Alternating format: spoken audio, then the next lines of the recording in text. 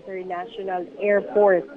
3 araw ang naging pagbisita ng Pangulo sa Japan kung saan nakalitong ito ng $1 na halaga ng business deal at napag-ibay rin ang kooperasyon sa depensa ng Pilipinas at ng nasabing bansa. Tunghayan natin ang Pangulo para sa iba pang naging bunga ng kanyang biyahe sa Japan.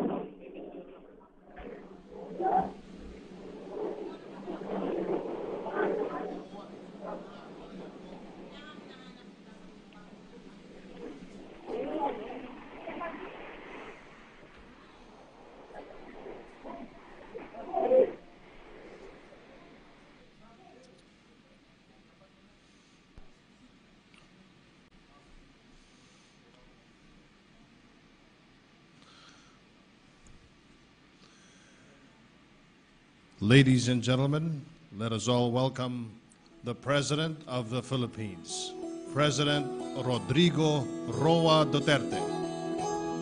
Ikaw ang Pangulo para sa pagbabago.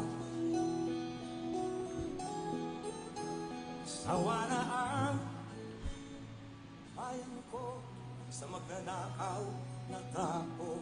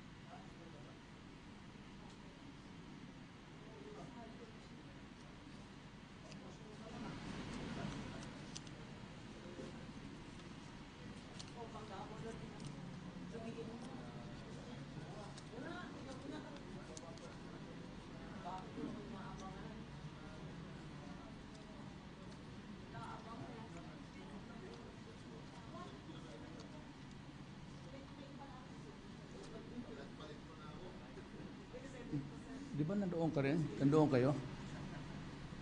Hindi kayo pinayagan? Hindi kayo pinayagan ng ano ninyo? Okay lang. Sirain mo yung kamera. Well, anyway. I am glad to be back from my official trip to Japan. My meetings in Tokyo were productive and specific gains in various areas of economic, socio-political, security, and defense cooperation. I discussed with Prime Minister Shinzo Abe in full detail the state of Philippines-Japan ties, and we identified points of collaboration that would lead to a common path towards the achievement of shared objectives. By all accounts, and by any measure, Philippines-Japan ties today are excellent, and we agreed that we can take things to a higher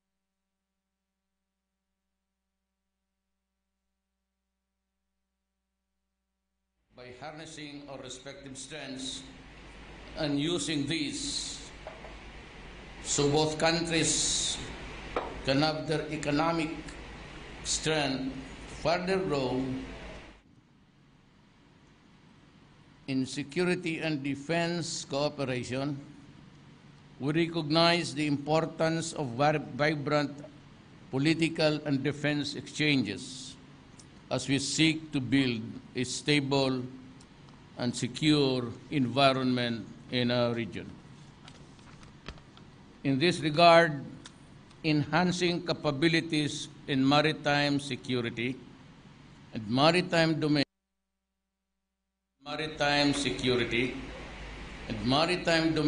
awareness is a key priority. Japan will play a vital role in modernizing the Philippines' capacities as a nation with maritime interests to protect. Air capability assets are crucial in addressing traditional and emerging threats to our nation, including piracy, criminality at sea, and terrorism, as well as in responding to disasters. As countries that share the values of democracy, adherence to the rule of law, and peaceful settlement of disputes, the Philippines and Japan agreed to work closely to advance the rules-based region to maintain stability and security in our region. Everyone in our region and beyond has a stake in the South China Sea. Both governments committed to ensure the freedom of navigation and overflight in these waters. We have a bilateral and multilateral venues at our disposal to ensure that commitments and responsibilities are complied with under international law, including the 1982 UNCLOS. Economic cooperation remains a linchpin within our dynamic relations. As I sought greater partnership to create an enabling environment for both our businesses to thrive, I encourage private businesses in Japan to invest in the Philippines. Among the deals signed between the businesses were the investments in manufacturing and agriculture that will generate considerable number of jobs. Japan is well placed to remain as the Philippines' top trading partner. We also agreed to harness official development assistance to support inclusive growth and sustainable development in the country. Japan is our #1 ODA partner, and under the JICA, high-impact projects benefiting our urban and rural areas will be undertaken.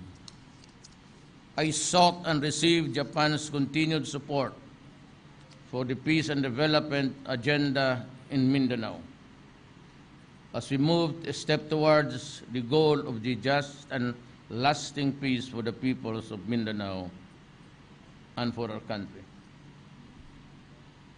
In all my interactions in Japan, it was clear to me and to everyone that Japan is and will always be a true friend of the Philippines.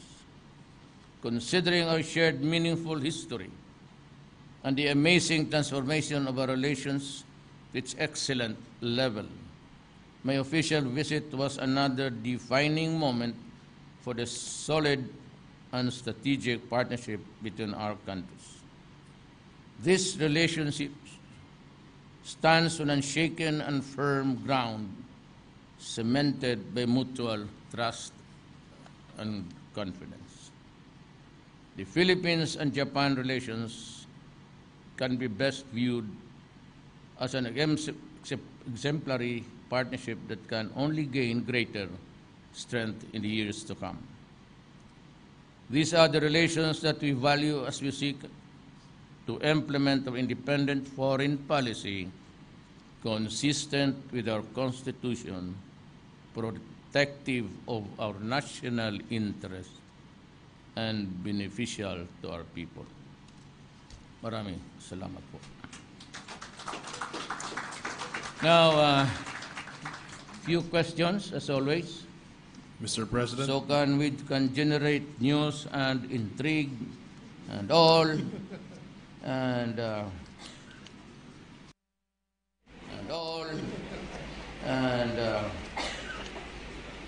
but this time I felt that I was looking at the skies while I was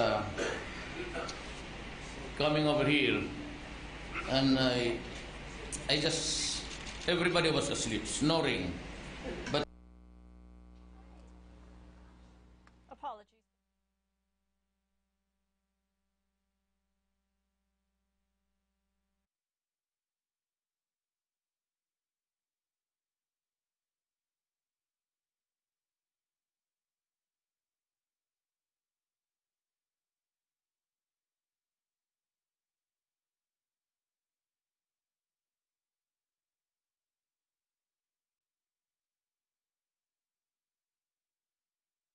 with Japan. He said.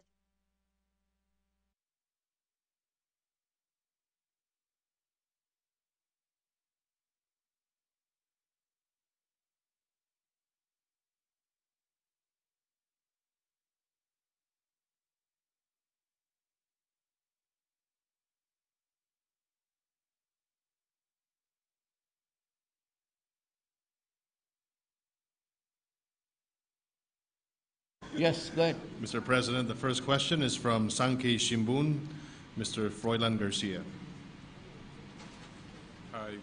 Good evening, Mr. President. I'm Froilan Garcia from the Japanese daily newspaper Sankei Shimbun. My question is about your close meeting with Prime Minister Abe. Can you share what was discussed, especially there was mention of the current relation between the Philippines and U.S.? And then my second question is, was there any recommendations made by Prime Minister Abe with regards to your strained relationship with the United States? Yes, we always do.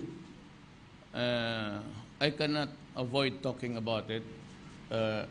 So maybe the Prime Minister has his own questions, but we have agreed that these things should remain confidential as of this time. No specific or affirmative discussions taken. No negative ones, actually, but we agree that it would be best just to let it off for some time. Sir, how do you view the relationship of Japan with U.S.? Again? How do you view the relationship between Japan and U.S.? But that is the business of Japan and the U.S. I have nothing to do. My business was with Japan and the Philippines. Excellent. As to the other side, you ask the United States. I refuse to answer questions for them. I said it was sort of a sub rosa thing for us, both of us.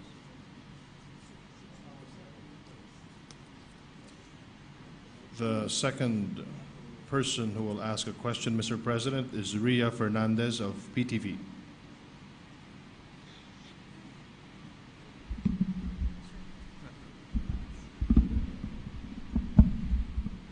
Good evening, Mr. President. A week ago, the DOLE reported some 16,000 private contractual workers who have been regularized. I would like to personally hear from you, how about those contractual workers or workers in the government who are working under job order, talent status, and contract of service? What is the government's plan for them?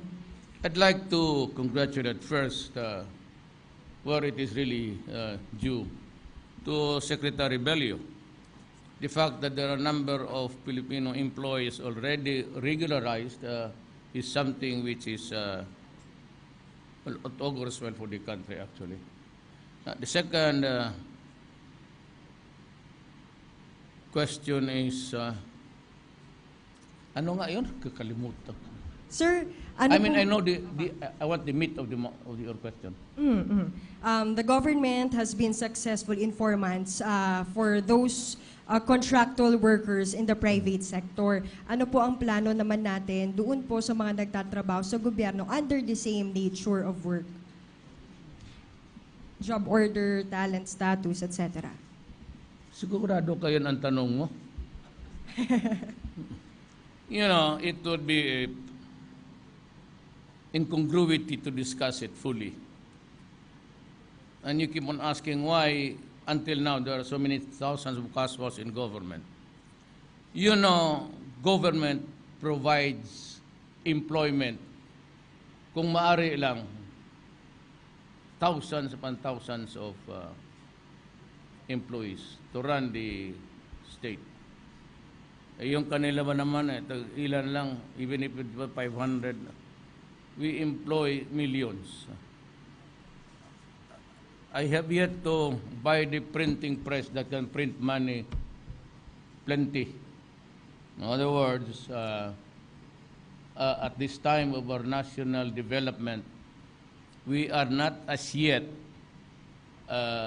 ready to assume the burden of providing everybody with the salary that can compare with the, and even in the matter of managerial level. Wala pa ho tayong, ako, ang sweldo ko, 130 lang. Tapos pabalik-balik, ilang beses tayo nag-uusap dito. I should be, I'm having my headache. Hindi kaya ng gobyerno.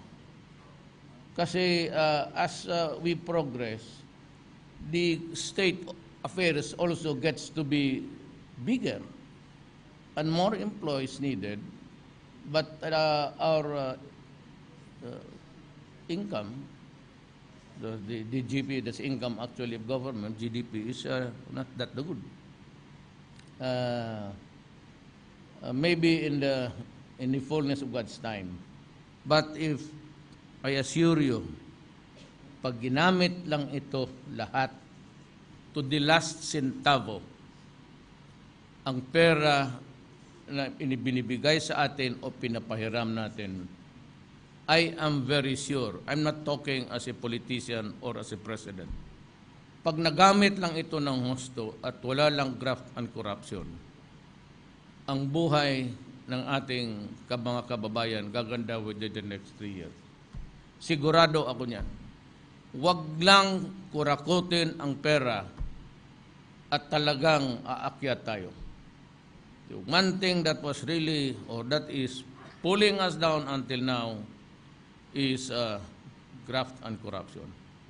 And I would like to announce to all and sundry, I will be harsh. I will be harsh in dealing with people in government or in the private sector, dealing with government in a corrupt way. Because then, pinagsayangan ko lang itong pagod ko. Ilang beses na ako pabalik-balik dito, tapos ganunan lang ang, it's time to stop. It's time to stop. Our levels of income, maybe before you can afford this, you can do that, you can send your children to faraway places, you can, but this has to stop. Prominent among the offices in government, which is usually the object of anger and hatred by the Filipinos, ang customs, pati BIR. And in the highest levels, yung mga tax exemption that could only be given to the rich and the oligarchs. No special privilege this time. No special privilege. Saka lang lahat ng gobyerno, taga-gobyerno, pag wala kayong pera, pasensya kayo, you ride the economy class. Pag may pera ang opisina ninyo, pasensya rin kayo, you ride the economy class. Ayaw kong makita ang mga taga-gobyerno, and I'm warning you, there is a rule, it's still in effect, about using you in the casinos, and because I'll begin to, ito namang NBI, tama-tama naman itong, we have the police, and I think the NBI will be redirected to investigate lifestyle check, corruption. And I said, I will be harsh. Huwag na ho ninyo akong tanungin kung ano yung harsh. Kasi yun ang ginamit ko noon when I was asked, what will you do if? I said, I will be harsh. In all of my, medyo tayo, tiis-tiis na lang muna tayo. And corruption has to go. Lahat and local governments are encouraged I suppose that I do not have to take a stronger measure. I do not want to pick a quarrel with the law. Kung meron kumang kasalanan, do anything there. Huwag kayong pumasok sa droga. Madidisgrasya tayong lahat nito. I'm telling you, I'm not joking. Madidisgrasya ka talaga. Because if you do drugs, pati kayong mga pulis, pati kayong mga... Do I have may nagdala sa inyo ng... What's my aid? Dala ba rin yung pinakakapal? I do not want to make this public because it will just make the Filipino cry. Kung nandaan yung sinong... Tingnan nyo mabuti ha. That's why I want to talk to Congress. I want to talk to the judiciary, Supreme Court. I want to talk to the military, the service commanders. Hindi ko kaya to. Ganon mga listang labas niya, mga pangalan. Ay balo. Ito na yun. This is the drug industry ng Pilipinas. Hindi ko kaya to. Kasi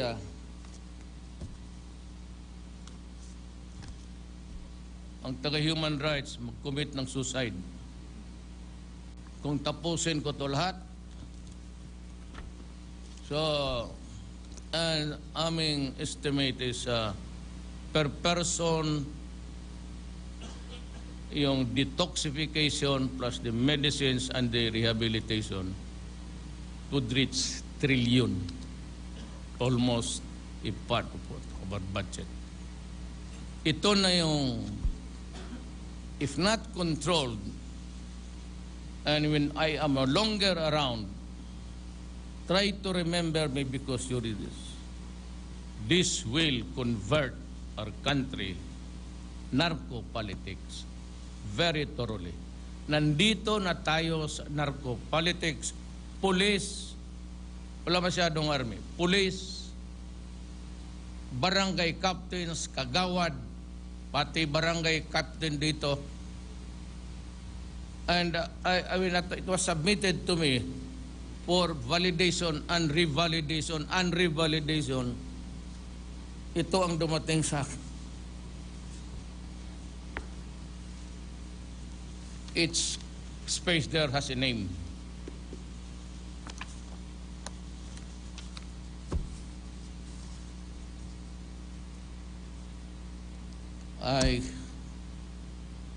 I'm even dumbfounded. Ito ang nangyari sa Pilipinas na nahayaan eh. I am not blaming anybody. For after all, I was also mayor of this city for 23 years. Pero at least dito, kundi ang tama, not so many,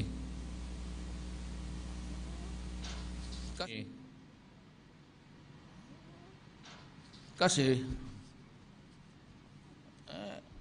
takot mamatay. Dito sa Davao, wag na tayo magbulahan. Walang gumagana dito, kidnapper, gano'n. May mayroon pa naman yan. Kasi takot mamatay. Tama ka talaga. So, dala ko to, hindi ko alam, pero it's always,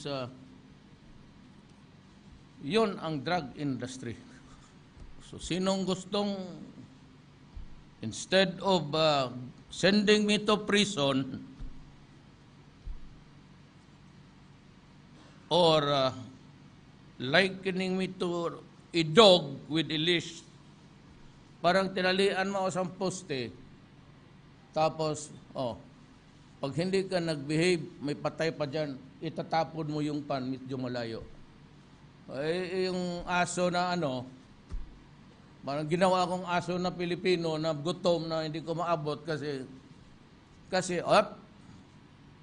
assistance, AIDS, hinto yan, anak ka na.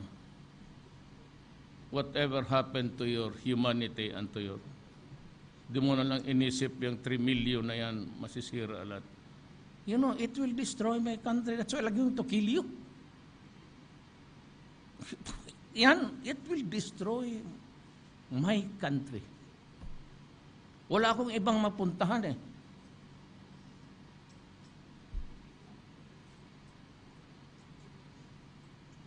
Pero, kasi hinto-hinto lang ako, because my mouth would rumble on to some other words, and I will mag-ano na naman ako. Yan talaga ang tama ng ginawa nila sa akin. Liken me to a dog, na sabi, no. So I will throw the pandesal far away, but you have to jump at it, choking you in the meantime, because ang pagtingin nila sa atin, patay gutom. Yun namang kumakampi doon sa mga, hindi nila naintindihan because, you know, it's easy to criticize. Libre yan walang bayad. And you can say anything because you have at your disposal the clause of guarantees freedom of expression. We will swallow everything there. Kami yung naghingi ng trabaho na ito. And we were conscious of that. And maybe as a lawyer, all alone, as a mayor also, I was really, may kabana ako na, but it was not until after I became president na yung piniga ko na talaga lahat lumabas na. Sabi nila, it's a medical problem. Sus Mario, pati ba kayo may nakatapos ng high school, bulahin mo pa ng gano'n? Whoever taught you to buy sickness there? Binibili mo yan siya bo. You give me that. Pakihawak ka ng tainga ko di tainga yung bunganga ko dito banda. Para hindi yan ang ano. The magnitude and the enormity of the problem will sap. And sabi ko sa iyo, I gave you the computation, I will repeat it so that they can hear. Wag na yung aking coming, I will breach the 1 million mark at the end of the year. Yun na lang kay Santiago sa PDEA noon. 3 million. Ang Finance Secretary made a computation. It amount to trillion. Detox, medisina, doktor, tapos sabihin mo lang may namatay dyan na 3,000, hindi mo nga alam kung sino, merong namatay, then and you look at me as if I enjoy killing my own countrymen. How I would love to do it to somebody else's territory. Pilipino, bakit? Kayo lang ba may puso na? When you have a sordid history of your own civilization, and yet you try to be prim and proper. Let's cut the hypocrisy of this. That's why after this, I have to talk to Malaysia. I'm going there to complete the tour, because those are the only countries that would really matter to me. Malaysia, because we have the Malacca Strait, we have this piracy going on. Every now and then, it puts to shame everybody. So it's high time that I talk to, again, President Widodo and Prime Minister Nabil. We have to do something about it. And walang sisihan dito because ang propose ko talaga ganun din. So it's the ultimate. Why would I always chasing you? I'll just blow you to pieces. Wag mo akong bigyan ng just like what they did in Africa, mga malalaking barko, puro oil, ginagawa na ng mga. Well, I'm warning you. Noon kasi kinakapture kayo. Dito, ang tataba dito ang isda ninyo. I'm not joking. I always go for the A's.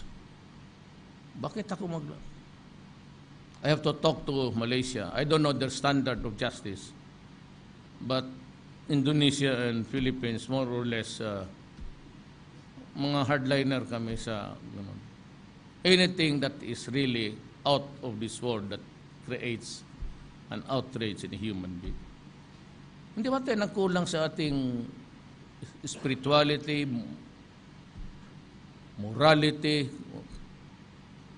But enough is enough. And kung makuha ko yung gusto ko na magdating, there's gonna be a real mag-russel-dassel ako dyan banda. At pati itong Cebu, nandyan na kasi. So I have to study very carefully how now to balance our money because they have to be treated. Akala lang siguro ganun lang. At 3 million, assuming that the Santiago was correct, General Santiago, yung detox period yan, alam mo ilang bayad ng ito mga private rehab? It's almost 100 to 200,000 a month. Ang alagaan ko, may mga pera to. Ayaw naman ng human rights na patayin natin. Pero pumunta kayo dito, tumulong kayo, kung gusto ninyo, kayo na ang magdala sa... Just give me the advice and the instructions and I will do it per your saintly objectives. Next question. Good evening, sir. First question. Apparently, in the recent days, you seem to be leading us from strategic dependence to a strategic independence stance. But then there are times that the signals are sometimes so mixed that people find it hard to understand. So I would just like to ask you if at this point, since people are importanteng point yun eh, ang tanong ko lang po, sir, is there a need for government to effectively or better communicate government to the people when it comes to that? The second question, sir, you're bringing home the bacon with that much from China and Japan and everything. Now, do you think there is a need to have a comprehensive inventory of all those aids, all those even past Kasi there had been problems before, especially about ODAs, with government not being able to put up the necessary counterpart so that those projects were not being implemented. Now, yun lang, sir. Dalawa. Ang nalaman ko lang ng katarantaduhan dito ay yung bangka ng mga sa DA. Pag-assume ni Piñol, Secretary Piñol, nakita niya maraming bangka doon, pati yung mga tractor farms. Yun ang aid, but you have to put up the counterpart. Yeah. Ibigay mo sa farmer, saan siya makuha ng counterpart? Dahil yung mga bangka, yung binatawan ko sa Basilan, sabi ni Piñol kasi counterpart, sabi niya, ang kuwa, di birmain kuwa. Isakay mo yan sila dyan sa bangka, dalhin mo doon sa malayong dagat. You waste money yung, I have to deal on these things, the requirement, and they are there in the warehouse, the bodega, hindi nagagamit dahil walang counterpart ang pera ng ang partner na beneficiary. It's the most. Di ko talagang maintindihan bakit gano'n. Alam mo kung mayroon akong secretary o ng gano'n, barilin ko sa harap dyan sa cabinet meeting.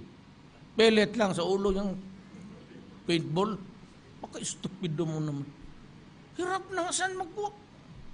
So, when he assumed, sabi niya, may makaraming traktor dyan, pati yung... Sabi ko, bakit? Hindi nga Sabi ko, Adre, bright ka man. Si Piñol, magna cum laude, totoo. Mahilig lang sa boxing. Pero magna cum laude, just a farm boy, but he's very well educated, and you can maybe you have the chance to hear him talk. He can really dish it out with anybody. Well, yan ang sabi ko. Itong counterpart, we'll have to rationalize it. Same thing, then I would say to the donor, if that is the way how we do it, we can never give it back down to where it belongs. So, in the meantime, kung wala kang counterparty, ang gobyerno, ang pinag-usapan naman dito, ang tulong sa tao, hindi naman ang gobyerno. Then if we have the money, I will spend all the money of government. Ako ang put up ng counterpart. So, total, nandyan na lang rin. Pero at least masahan mo ito, yung tinatakutan nila, those were also the misgivings of, I would not mention the names. Sabi niya yun, sabi, we bought it up na, sabi ko, hindi mangyari yan. It will never happen. That's why I'm warning you, pag hiniya mo ako doon sa nagbigay niyan, hihiritan kita. Do not humiliate me because just like what the Americans did, hindi ko kaya pahiyain mo ako sa tao. Gagastusan kita ng panahon. Lahat ng corrupt, pati lang magdadala from the directors down. And one thing is that there will be a government monitoring every day. And I want a chart made big enough to magkasya dyan sa palasyo ng Malacanang. Hindi naman nakatira dyan. And I will, including lahat, sa police, lahat. And pati yung mga gasolina. Time to stop. Time to stop. But in return, I promise you that I will give you a clean government, an efficient one, and which holds a promise to our people for their tomorrow. Sir, yung communication po, sir, na aspect. Do not whisper, I cannot hear you. Sir, yung communication na aspect po, sir, the first thing that I ask you, Oo. Do you think government should make it should better or more effectively communicate? Well, if you have a problem with finance, you can go to Sunny Dominguez. If you have anything that cannot be solved by any other guys there in Malacanang, you can go to Medialia. If you have illegal matter to which you cannot solve, the man on the blue suit there, Tony Panelo, the sartorial... Sir, that it has something to do with the strategic independence that you are pursuing. Ganun lang yan. But alam mo, ang nakakaintindi lang yan, yung, lalo na yung, ito, Lexani, nakuha na nila Yasay. Ngayon, sabi nila, naintindihan ka na namin. Sabi ko, sus, Ginoo ko. Istorya mo lang yan. Wala pala kayo. Ano lang, but it's always a timing. Calibrated moves in everything because you carry the burden of the people's. It's always timing, calibration, but, and I would like it applies to every, whether a human being, your decisions, militarian, or whatever, watch out for a miscalculation. Yan ang pinaka-dangerous. You miscalculate everything. Because you will drag down the Republic of the Philippines.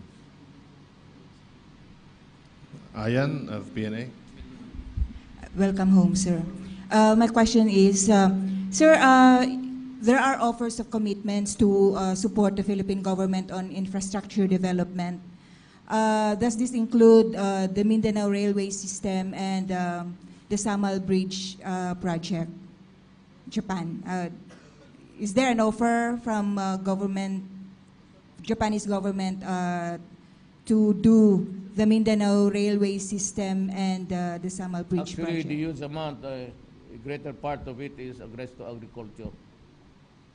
And I remind again everybody, you better do not fall into the trap about democracy and election. As it is, nandyan na yung mga barangay captains na yan, nakahawak na ng pwesto yan. And they have the money to no intricate programs down there unless we can solve the problem of the narco politics which is already in the country. And the national government, again, the portals of the national government, it would be a far-fetched idea if somebody next election 3 or 4, just like what happened to a senator who was responsible for the mess that we are into dyan sa mga prisuhan. Tayo lang, classic example, if you read the book of Ion Grillo, saan ka nakakita dito na ang mga nasa ilal sa loob, tapos by sheer negligence or whatever, everybody was provided with the means of communication to enable them to carry on the shabu industry to its new heights. Saan ka nakakita na ganong gobyerno? And why would you tolerate it? And to say that I should behave, I keep on harping on that. I'll tell you, I will triple it. Pag hindi nasunod ang gusto ko to get rid of my country, you can expect about 20,000 or 30,000 more. There is a war going on. I'm losing 2-3 policemen a day. It's a war. How could it be a purpose genocide of killing a helpless person there? Kneeling and walang ganon. We do not gather children and young men and shoot them. It happened in our country. 10 years old and above. Pinatay. In Samar, Balingiga. Alam mo kung sinong gumawa? Amerikano. Next question. Sir, what's the commitment of the Japanese government on the narcotics? The Philippine government's Yes, it war on was narcotics? included. Meron din sila. And they call it the narcotics problem. They have the same problem. Marami kasi yan, especially I warned them about drugs because shabu can be easily cooked. Unlike the poppy, cocaine and heroin, you have to process it from its original derivative na lang yan eh. But itong shabu, it can be cooked just beside the factory and sabi ko sa kanila, be careful, be careful. Huwag kayong magkumpiyansa dyan. Ruth Dumandan of RGMA. Ruth. Hi, President. Good evening. There are about 500 local government units who are facing investigation right now by the Office of the Ombudsman, President, who failed to comply and implement the Solid Waste Management Act. What is your thoughts and maybe your order? Well, you cannot say that for Davao. We were one of the first. Yes. Problem is money. The problem is money. But there are so many grants now around the world. If it is a project about environment, maraming pumapasok. It's a matter of managing the offers and putting them in place. Yan ang kulang sa atin. It's a topsy-turvy thing. So maybe dito sa I will assign from a cluster sa cabinet, one guy. For example, yung lahat na itong mga pera, it will be Sunny Dominguez. And he will account for the money until the last centavo. And foreign affairs, for example, itong mga trabahante natin, I want people going there once or twice only. As I have said, kayong mga direktor, matagal naman kayo dyan, yung mga civil service eligible naman kayo, find a way. There is the computer at your disposal. Pag may mag-apply ng tao, you give him the list, the shopping list of the documents that he has to produce, then refer to your computer and give him a stub. Marami yan, balutin lang ninyo ng plastic, mura lang naman yan, and give him a date and the time where he can go back there to claim his papers. I do not want, kagaya dyan sa likod ng SM, yung sabi ko kay John, nawala na yan John, no? Yung nakatulog dyan sa mga Cotabato, kaawa na, most of them from Cotabato, yung mga moro na gusto mapunta ng Middle East, nakahiga dyan sa pavement, anak ka nang. Mayor ako rin, para ako nakatingin ako. Baka miserable naman itong republika na to. Karaming computers. We have been buying computers. I can look at the budget and kung ipagdikit-dikit mo yung computers dyan, kung nabili, if at all, makalakad ka na sa buwan, naglalakad ka lang. Baon ka lang ng oxygen. So, why is it like this? So, ayaw ko gustong makita. And for example, kay Bebot, and he's doing it, si Secretary Bello, may kiosk. In BI ka, you put your kiosk there. So, the guy wants to have a clearance. Hindi gamitin mo yung computer na yan. BIR, issue the clearance. Huwag ninyong pabalik-balikin and do not add or take anything from there. Because PTB4, right after the news, would have about 30 to 1 hour.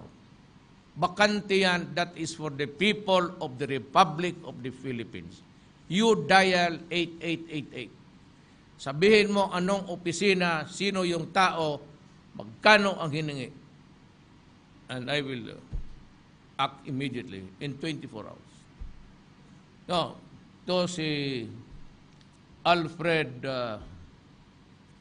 Valenzuela, sir. Transaction ako dito sa Davao City sa permit. Of course, it's a local government concern. But as president, I can always have my way. Huwag ninyo akong pilitin na to take a punitive action against you. O, yan lang. Dial, na nyo, Tagalogin ninyo, Bisaya, Ilocano, o whatever, Somali, wag yan, kay sa Africa yan. Any dialect, waray, whatever, sulat mo lang. Ilonggo, te kakadto ko sang opisina ni, way siya nga to, pagbalik ko, gapangayo, pasang kwarta, ay lintian. We have to, ganito yan eh. We are all Filipinos. I will challenge you. Gusto ba natin ng bayan na matino? Mga anak ninyo maligaya, makapag-aral, makapaglabas na hindi sinasaksak, nakapaglabas na walang hold up, walang... Gusto niyang bayan na yan? Okay, ibigay ko yan. Ibigay ko sa inyo. Kaya I hope that the Supreme Court would rule in it, but I'm just hoping that the curfew against minors is not really a criminal proceedings. As we have insisted, it is a mechanism where we take the child out of the streets to protect him from predators, from being utilized as runners sa Cebu, from being raped, itong mga ba. So, yan ang sana. It's a custodial, but isauli sa nanay. And I've been telling, kagaya nung nakita ko na natulog dito sa ilalim ng kotse. So I had, that night, I had the parents arrested. At were it not for the intervention ng Gabriela, di ko talaga bibitawan. There's a abandonment of minors. That's the case. So pagtingin, pinahuli ko talaga. Sabi ko, katukin mo. Drag them to, place them under arrest. You are being arrested according to Duterte because you abandoned your children. Abandoned the minors, arrest them, bring them to jail. Ganun lang yan. So, gusto ba ninyo ang bayan natin na maganda? Gusto ba ninyo makatikim talaga ng ang mga tao natin? Masyado gutom. Gusto ninyo yan, ibibigay ko sa inyo yan. Tulungan lang ninyo ako. And I've been warning, even abroad. I've been adamant about this corruption. If you give in to the demands, you will just create more problems for my country. The slightest whisper even about asking this, asking for that, you report to me.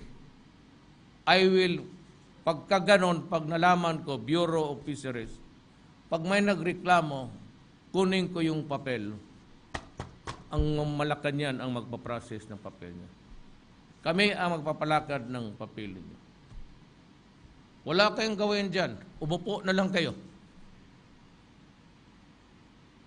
Whatever department, do not. Kasi pag manarinig ko, Central Bank o ano, kunin ko yung papel. Ako mismo, hiyain kita. I will go there. Oh, yan. Anong kulang dyan? Sabihin mo, ilista mo. Walang sobra dyan. Gagawin ko yan. I do not want to humiliate anybody. But hanggang magdating tayo dyan, gusto ninyo yan, ay mangyayari talaga yan.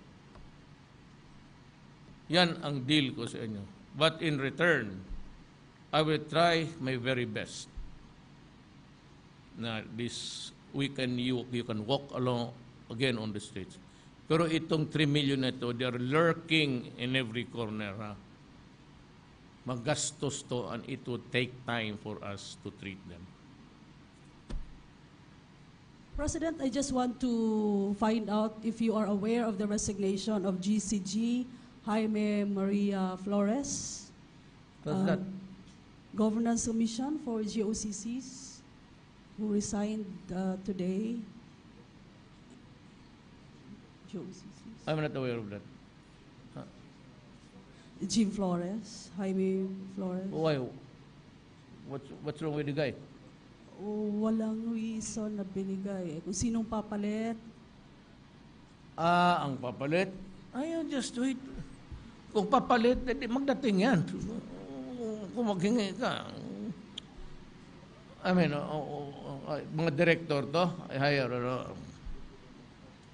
That's one of trust and confidence. Lalo yung mga pera-pera, I'm very careful. Pagkor, I gave it to both Balutan pati si yung ang PCSO. Well, it's just so rotten, they have, ang wetting ginano nila sa small time lottery. So nangyayari lang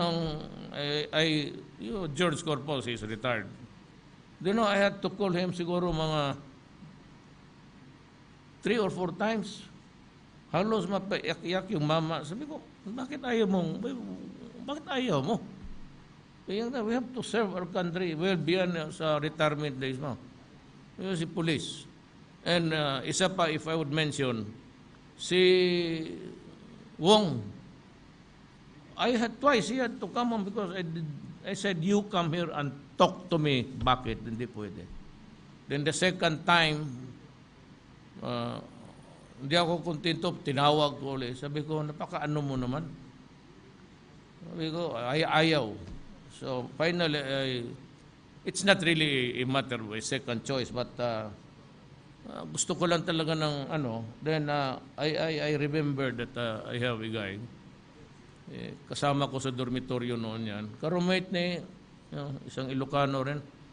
Pero sila Ilocano. Si Billy naman Dulay is from Baguio. Bebot sa Isabela. You know what? I went to Isabela sa mga goods. So I was directing the flow of goods, ganon, ng pera. Pati pera si DSSWD, si Secretary Tigualo. And we were talking about drugs. Nandun yung mga congressman. Doon naroon si Bebot.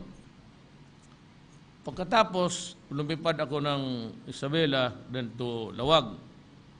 Alam mo, pag-landing ko sa Lawag, magkakain na lang kami kay Governor Jaime Marcos. Wakain ko, binunuhan ako ng aid ko na, sir, mayroon doong Shabu Factory sa Isabela. Saan yung banda? Sabi ko, pero tama, sabi ko kay Bot, ano ang sitwasyon dito sa doon? Sabi niya, masama. There you are. That's your answer.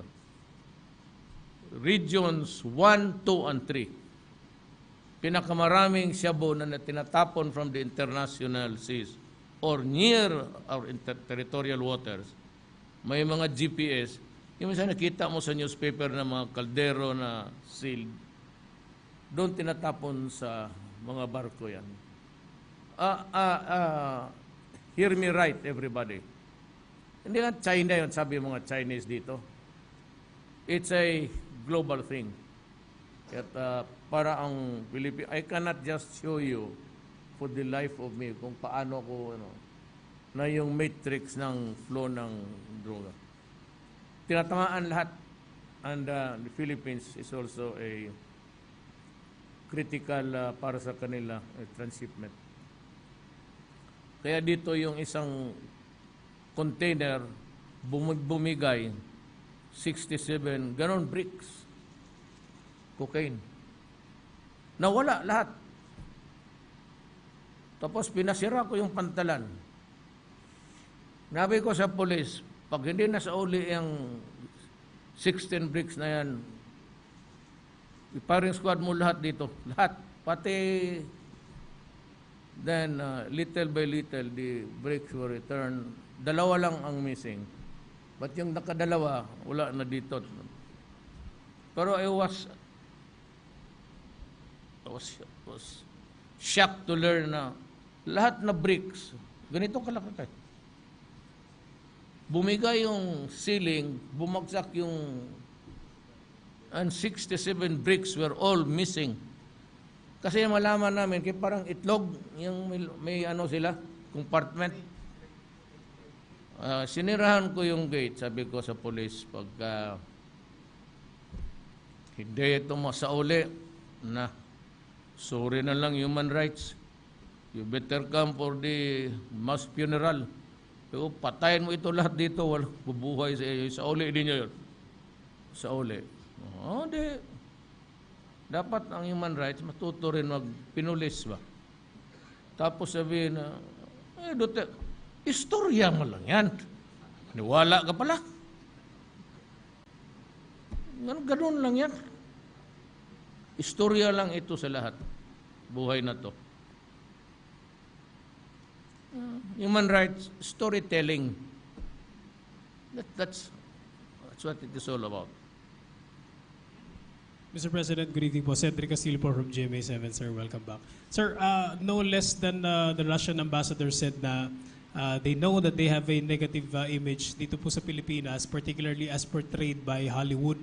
Now, sir, my question is, how do you plan to allay the fears of some, if not many Filipinos, of the Russians, the Chinese, may mga comments particularly sa social media na the communists?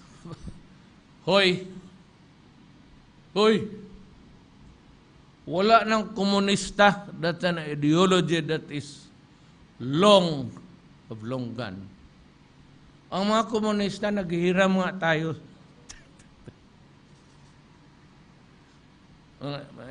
I do not have to answer these simple terms. Wala ng komunista ngayon. The Communist Party is just for really the control. Para hindi sasabog. There are billions of them. Pero kung sabihin mo na sa commune, magtrabaho tayong lahat, those were the propaganda days of the Americans during the Cold War. Tell you. Hindi ganon kalupit ang mga tao doon kasi kababayan, kadugo nila. But you know, the Cold War, right after the Second World War, that was the main... pupunta nga ako sa Russia, ano sabi ng Russia? Tutulungan niya tayo. Magsabi ko lang, Duterte, kung tutulungan ka namin kasi naawa kami sa iyo. Komunista. Kaganda ng... Kita mo, ang yaman ng lahat doon. Ang Lexus taxi lang yan doon sa beach. Totoo. Lahat doon naka-sports. Mr. President, good evening. Jem Avancenia po ng TV5 para daw po sa last question. Mr. President, ngayon lang po, kinoronahan si Kylie Versosa bilang Miss International 2016. Ano po yung message niyo sa kanya? Well, of course, I am happy. I am always happy if our beautiful women win all the titles. Kasi Pilipino tayo. It gives us kunting hambog. It lifts the, parang mayabang tayo na, oh, kita mo? Magaganda ang mga maming Pilipina, pero yung lahat kayo dyan sa Human Rights Commission, mga pangit.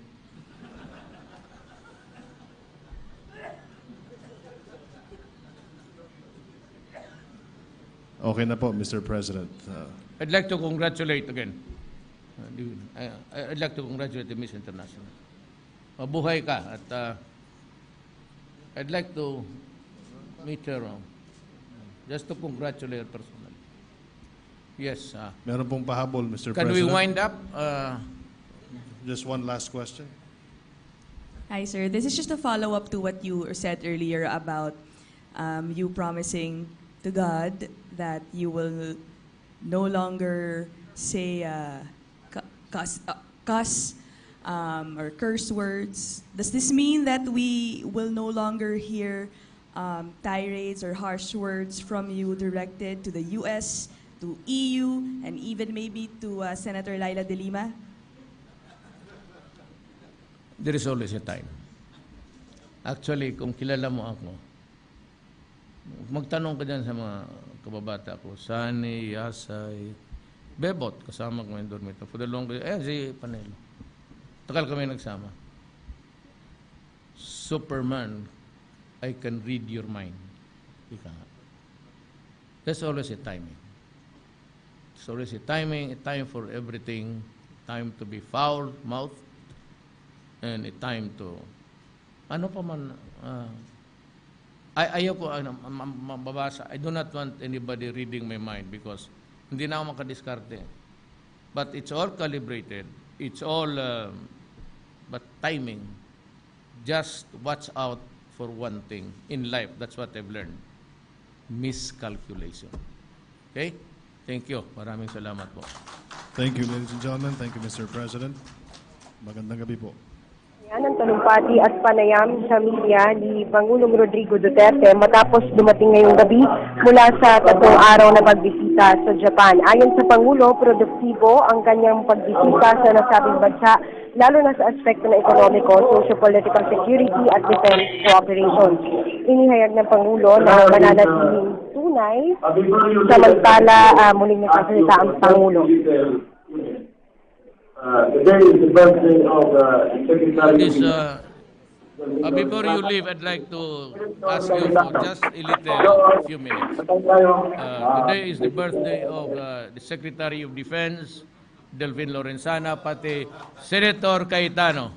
So, sabay tayo. Happy birthday to you. Happy birthday to you. Happy birthday, happy birthday, happy birthday to you. Mabuhay ka, Delfin. Peter. Pangulo na binati sina Senator Cayetano na nagdidiwang ng kanilang kaarawan ngayon at sa kanyang talumpati na kanina ay sinabi ng Pangulo na naging produktibo ang kanyang pagbisita sa Japan. Inihayag ng Pangulo na mananatiling tunay na kaibigan ng Pilipinas ang nasabing bansa. Isa sa mga dahilan nito ay dahil sa pagrespeto ng Japan sa pagsulong ng administrasyon niya ng independent foreign policy. Samantala, nagsalita rin ng Pangulo sa ugnay sa kontraktualisasyon sa pamahalaan. Aminado ang Pangulo na hindi agad ito matutugunan di tulad sa pribadong sektor kung saan iniulat ng DOLE ang may 16,000 manggagawa na naregular. Pero tiniyak ng Pangulo na gagawin nila ang lahat para maisakatuparan ito. Muli naman binalaan ng Pangulo ang mga kurakot na opisyal at kawani ng pamahalaan. Kasabay nito, ipinakita niyang muli ang 10 pulgadang kapal na listahan ng mga taga-gobyerno na sangkot umano sa droga. Nabanggit ng Pangulo na isumbong ang iba pang o hinikayat ng Pangulo ang taong bayan na isumbong ang iba pang tiwaling opisyal sa 8888, ang official hotline ng pamahalaan para sa mga reklamo, at ipalalabas ito sa inyong telebisyon ng bayan, PTV4.